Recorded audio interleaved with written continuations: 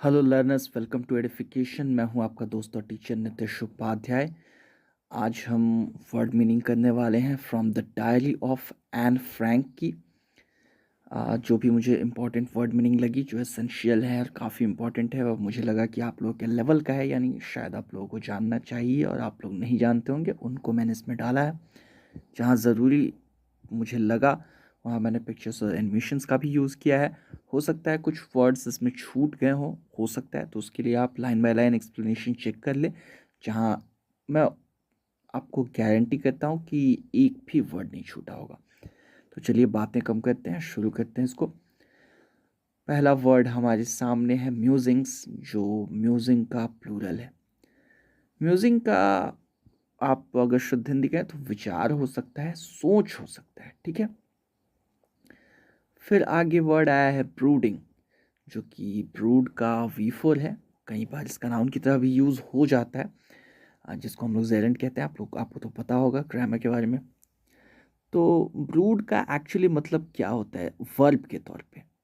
देखिए, क्योंकि brood noun भी होता है और इसका मतलब होता है ना कुनबा, एक तरीके से, मतलब जो छोटे बच्चे होते हैं उनको, खास तौर पे किसी जानवर का या कीड़े वगैरह का। बट वर्ब के तौर पे इसका मतलब होता है ना किसी चीज़ पे सोचना, खास तौर पे थोड़ा नर्वसली, गुस्से में या बेचैनी में किसी चीज़ पे सोचना, विचारना, खास तौर पे कोई चीज़ जो आपको खतरनाक लग रही हो या जिससे आपको डर लग रहा हो, तो उस पर अगर आप सोचें तो आप ब्रूड कर रहे हैं, ठीक है। फिर एक वर्ड है स्टिफ, स्टिफ बैक्ड, जिसकी पीठ काफ़ी सख्त हो, जिसकी रीढ़ काफ़ी सख्त हो। यहाँ एक नोटबुक के लिए यूज़ हुआ है जो हार्ड बाउंड थी, उसकी बैक स्टिफ थी। स्टिफ का मतलब ही होता है कोई चीज़ जो, मतलब फर्म, क्या कहते हैं उसको आप लोग, कड़ा कह लीजिए हिंदी में। काफ़ी कठोर है, कड़ा है और हिल डुल नहीं सकता, तो वो स्टिफ है। फिर वर्ड आया है एक प्रॉम्प्टेड, जो कि प्रॉम्प्ट का पास्ट पार्टिसिपल है। प्रॉम्प्ट का मतलब होता है किसी चीज़ की वजह बनना, मतलब किसी चीज़ को करने के लिए एक तरीके से प्रेरित करना। कोई चीज़ अगर आपको कोई काम करने के लिए प्रेरित करी है, या मतलब एक तरीके से मजबूर करी है, तो उसने आपको प्रॉम्प्ट किया, ऐसा आप कह सकते हैं। फिर वर्ड आया है प्लंज। प्लंज का मतलब होता है किसी को उठा के फेंक देना या खुद भी तेजी से गिरना। इसको प्लंज के तौर पे इस्तेमाल किया जा सकता है, प्लंज कहा जा सकता है। जैसे यहाँ ये भाई साहब जो पानी में गिर रहे हैं तेजी से, तो हम कह सकते हैं इन्होंने एक तरीके का, इनको किसी ने प्लंज किया या खुद भी प्लंज हो गए। ही प्लंज्ड या समवन प्लंज्ड हिम, ऐसा हम लोग कह सकते हैं। फिर ये भाई साहब जो कूद रहे हैं, ये भी प्लंज कर रहे हैं। वैसे जंप और प्लंज में ज़्यादा अंतर नहीं होता है, लेकिन प्लंज थोड़ा स्टीप होता है, जंप कई बार छोटा भी होता है, प्लंज गहरा होता है यूजुअली, और स्टीप होता है, मतलब तीखी एक तरीके से कूद होती है। फिर ये एकाएक गिर जाना, ये शिप जैसे डूब जाएगा एक, तो ये भी एक तरीके का प्लंज है। स्टीप एंड रैपिड फॉल अगर आपने देखा हो तो वो डेफिनेशन में था, मतलब काफ़ी तीखी और काफ़ी तेज गिरने की जो बात होती है वो। फिर वर्ड आया है इमिग्रेटेड, जो कि इमिग्रेट से बना है। इमिग्रेट कहते हैं प्रवास, हिंदी में शायद कहते हैं इसको, एक जगह से दूसरी जगह चले जाना, एक मतलब देश से दूसरे देश में चले जाना, तो आप इमिग्रेट करते हैं। फिर आया है वर्ड प्लंक्ड। जो प्लंज था ना, वैसा ही कुछ प्लंक का भी इस्तेमाल होता है, लेकिन थोड़ा अलग होता है। किसी चीज़ पे बहुत ज़ोर से वार करना, ये भी प्लंक होता है। और किसी चीज़ को पटक देना नीचे रखते हुए, वो भी प्लंक होता है। जैसे आप लोग को याद होगा, यहाँ उनको प्लंक किया गया था, एन फ्रैंक को इस कहानी में एज अ प्रेजेंट उनको टेबल पे रखा गया था। ये भाई साहब जितनी तेज़ी से मार रहे हैं, ये बेसबॉल की प्रैक्टिस कर रहे हैं, ये भी प्लंक कर रहे हैं बॉल को, ठीक है। फिर वर्ड आया है इंटेंडेड।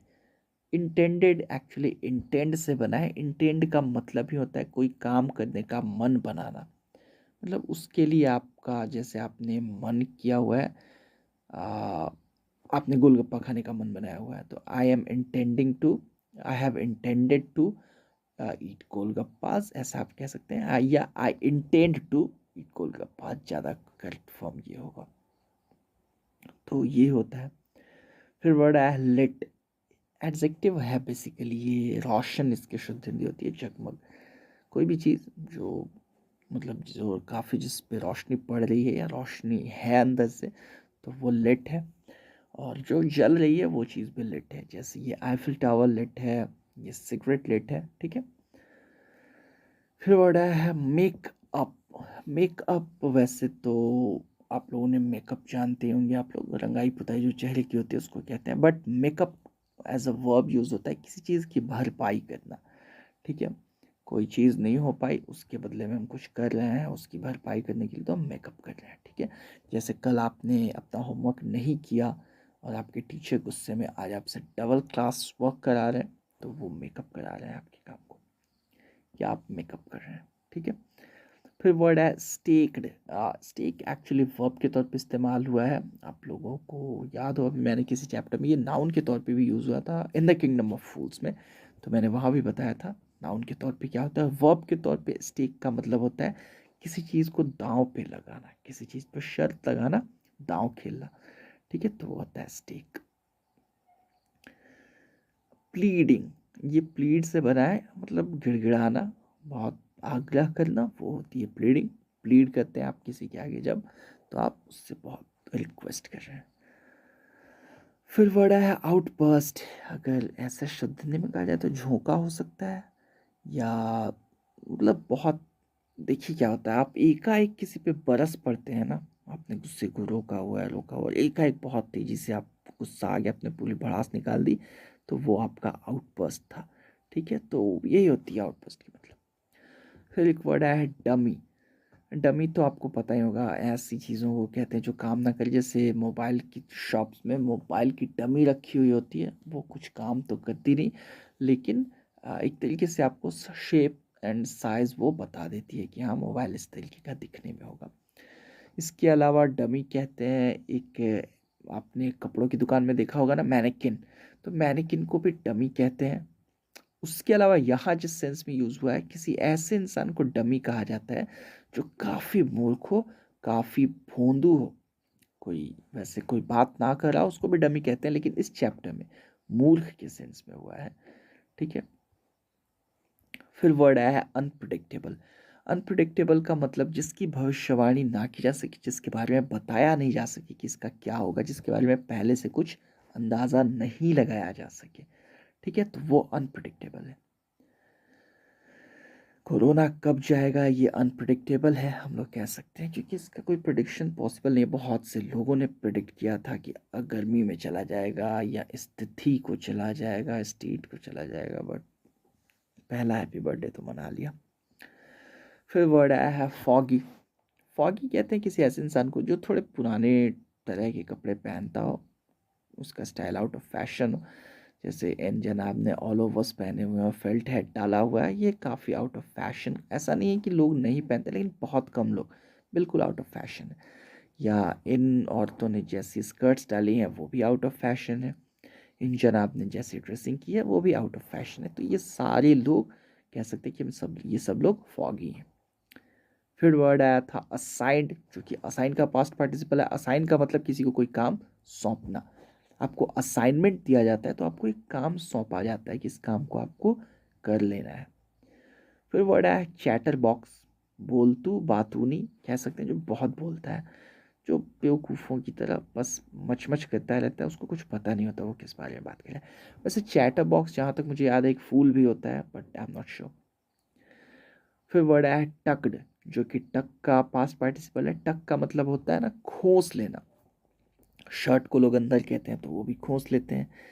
आप किसी चीज़ को बिस्तर के नीचे घुसा रहे हैं तो खोस रहे हैं। और बिस्तर की बात आ गई तो आप बच्चों को सुला देते हैं ना, जब चारों तरफ से उसके कंबल वगैरह ब्लैंकेट वगैरह, अब तो सर्दियाँ आ गई तो ब्लैंकेट वगैरह डाल के कंफर्टर वगैरह डाल के, तो आपने उसको टक इन कर दिया, आपने उसको टक कर दिया। आपके घर में अगर कोई पेट होगा, कुत्ता या बिल्ली, तो आप उसको भी रात में अक्सर लोग टक कर देते हैं, ठीक। वैसे आमतौर पे खोस लेना होता है। फिर वर्ड आया जॉटेड, जो कि जॉट का है। जॉट का मतलब होता है ना एक घसीट के तेजी से कुछ लिख देना, छोटी सी चीज़ घसीट के लिख देना, वो होता है जॉट। आपने जॉट किया, किसी चीज़ को तेजी से घसीट के लिख दिया। डॉक्टर लोग काफ़ी जॉट करते हैं, उनकी राइटिंग जल्दी पहचान में नहीं आती है और काफ़ी तेज़ी से उनको लिखना भी पड़ता है, क्योंकि बहुत से पेशेंट्स अटेंड करने होते हैं तो वो जॉट ही करते हैं। जैसे यहाँ ये भाई साहब जॉट करके किसी को एड्रेस दे रहे हैं। ये सिम्पसन का है शायद, सिम्पसन का, हाँ सिम्पसन का ही। ये बार्ट सिम्पसन है, इनका बेटा जो भाई साहब पहले थे, ये भी जॉट कर रहा है कुछ। और यहाँ इन्होंने फटाफट कुछ जॉट कर लिया, यहाँ टीचर ने फटाफट जॉट करके ग्रेडिंग कर दी। ये सारी हरकतें जॉट होती हैं, मतलब ऐसा करना, ऐसा करके लिखना, तेजी से घसीट के लिखना, इसको कहा जाता है जॉट। फिर वर्ड है ट्रेट। ट्रेट कहते हैं किसी इंसान की क्वालिटी को, मतलब कोई ऐसी चीज़ जो उसका गुण है, उसका चारित्रिक लक्षण है, तो वो होता है ट्रेट। फिर वर्ड आया है इनहेरिटेड। इनहेरिट से आता है एक्चुअली कोई भी चीज़ जो आपने अपने पूर्वजों से ली हुई है तो वो इनहेरिट है। कोई क्वालिटी हो सकती है, कई बार कुछ डिजीजेज होती हैं, कुछ सामान होता है, वो इनहेरिट किया जाता है। जैसे यहाँ इस चैप्टर में मुझे याद है एन फ्रैंक बातूनी थी और उसकी मम्मी भी बातूनी थी, तो उसने एक्सक्यूज़ दिया था कि मैंने अपनी मम्मी से ये ट्रेट यानी कि ये गुण इनहेरिट किया है। फिर एक वर्ड आया है वर्स। वर्स कहते हैं ना एक छोटा सा पीस ऑफ पोएट्री, मतलब छंद हिंदी में कहते हैं इसको। कोई भी 2-3 लाइन्स हों जो राइम कर रही हों तो आप कह सकते हैं कि ये एक वर्स है। वैसे 2 लाइन्स का जो सेट होता है ना, उसको कपलेट कहते हैं। अभी किसी गधे ने बच्चों को समझाया हुआ था कि दूसरी वाली लाइन को कपलेट कहते हैं। भगवान जाने इस देश का क्या होगा जब टीचर्स ऐसे हैं।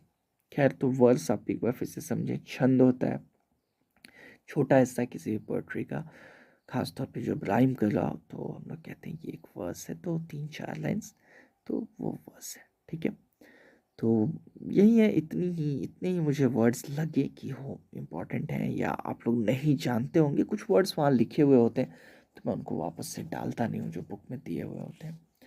उम्मीद करता हूँ आपके काम आएगा ये वीडियो। अगर कोई कुछ वर्ड्स आपको लग रहा है कि छूट जाए तो आप please line by line explanation वाला वीडियो ज़रूर देखें। एक बार आप देख लें, आपको खुद पता चल जाएगा मैं क्या पढ़ाता हूँ सॉरी। तो मिलते हैं अगले वीडियो में, तब तक के लिए stay safe, take care and keep learning. उम्मीद करता हूँ आपको ये लेसन समझ में आया होगा। अगर ऐसा है तो प्लीज़ लाइक का बटन दबाइए, वीडियो अच्छा लगा हो तो, और साथ में नीचे कमेंट करके हमें ज़रूर बताइए अगर वीडियो नहीं पसंद आया, या आप ये भी बता सकते हैं कि आप आने वाली वीडियोस में क्या चाहते हैं। शेयर ज़रूर कीजिए अपने दोस्तों के साथ अगर पसंद आया हो, और सब्सक्राइब ज़रूर कीजिए हमारे चैनल को।